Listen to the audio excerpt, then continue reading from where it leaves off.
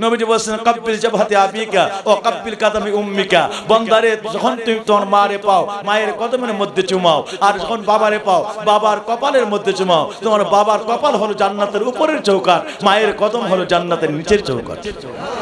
সুবহানাল্লাহ সুবহানাল্লাহ। তোমার বাবার কপাল হলো জান্নাতের উপরের চৌকাঠ, মায়ের কদম হলো জান্নাতের নিচের চৌকাঠ। যেই উম্মতেরা এইভাবে মা বাবাকে সর্ব আদর মহব্বত জড়ায় দিয়া ওইভাবে বাবার কপালে মায়ের কদমে চুমাইবে, ওই কিয়ামতের ময়দানে গিয়া দেখবে অটোমেটিক জান্নাতের দরজা আমার আল্লাহ তাকে পাঠিয়ে দিবে। গিয়ে হাতটা লাগাইবা মাত্র অটোমেটিক দরজাগুলি খুলে যাবে, তা চাবি লাগবে না, কিচ্ছু লাগবে না, চাবি হয়ে যাবে বাবার কপালের মধ্যে চুম্বন, চাবি হয়ে যাবে মায়ের কদমের মধ্যে চুম্বন। হাতটা লাগাইবার সঙ্গে সঙ্গে ওই বান্দার আল্লাহ রাব্বুল আলামিন অটোমেটিক ভাবে জান্নাতের দরজাগুলি খুলে দিবেন। ওই চৌকাঠ দিয়ে বান্দা অনায়াসে জান্নাতে ঢুকে পড়বে। সুবহানাল্লাহ। ওয়াজ কম হয় নাই অল্প সময়ে, কিন্তু আমলই নিয়ে প্রথম থেকে শেষ পর্যন্ত যা বলছি এগুলো আমল করেন। এগুলো মনে করেন রাস্তাঘাটে পাওয়া যায়, জীবনে অর্জন করতে অনেক কষ্ট হচ্ছে পীর মুর্শিদের সহবত এবং তালিম তারবিয়া থেকে। আপনাকে বুঝাইতে আমার পিএইচডি পর্যন্ত ডিগ্রি করা লাগছে, তখন তো পিএইচডি নিয়ে আধা ঘন্টা অনেক কিছু বুঝতেছি, ঠিক আছে? আপনাকে বুঝাইতে গিয়ে আমার ডিগ্রি করতেছে পিএইচডি পর্যন্ত। পীরের কদমে মুরিদ হইছি, মানে আজকে অনেক ক্লাস 6 এ থাকতে তো ওলিয়ার রুহানি সাধনা আর আল্লাহ শরীয়তের বাহ্যিক সাধনা উভয় কথা আপনাকে বলা হচ্ছে।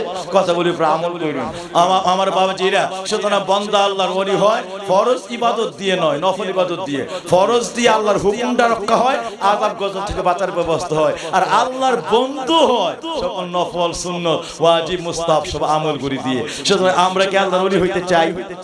এই জন্যই তো ওলির দরবারে আসা, ওলির কাছে মুরিদ হওয়া, মানে এই আমলগুলি দিয়ে বান্দা আল্লাহর ওলি হয়। ফরজ তো সবাই পড়ে সারা দেশে, কিন্তু সবাই আল্লাহর ওলি না। স্পেশাল কিছু মানুষ ইবাদত দিয়ে আল্লাহর ওলি হয়েছে, আল্লাহর গোলামি দিয়ে আল্লাহর হয়েছে, নবীর সুন্নাত দিয়ে আল্লাহর ওলি হয়েছে। এই মানুষগুলি স্পেশাল কিছু আমল লগে রাখছে, তখনই ব্যক্তিটা স্পেশাল হয়ে গেছে, আল্লাহর কাছে অসাধারণ হয়ে গেছে। ঠিক না বে ঠিক? তাইলে আমরা এখন থেকে এই জুমার নামাজ পড়ে কি দৌড় দিব না বাদাল জুমা পড়বো? সবাই বলেন বাদাল জুমা পড়তে চাই কি চাই না? ওয়াক্তে সুন্নাত পড়তে চাই কি চাই না? আগে কাবলা জুমা পড়তে চাই কি চাই না? এইভাবে জুমার দিনের যতগুলি সুন্নাত আছে আর জীবনের সুন্নাতগুলি ছাড়তে চাই।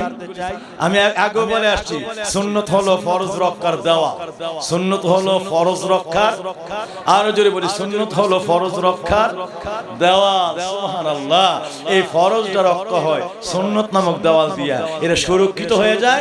শয়তান এই সুন্নতের গণ্ডি দেওয়াল পার হয়ে আর ফরজটা নষ্ট করতে পারে না। আর সুন্নত নামাজের চতুর্দিকে যখন থাকে অটোমেটিক আল্লাহর এই নামাজের প্রতি দয়া হয়ে যায়, নামাজটা সরাসরি আরশে মুআল্লায় আল্লাহর কবুলিয়াতের দফতরে গিয়ে পৌঁছে।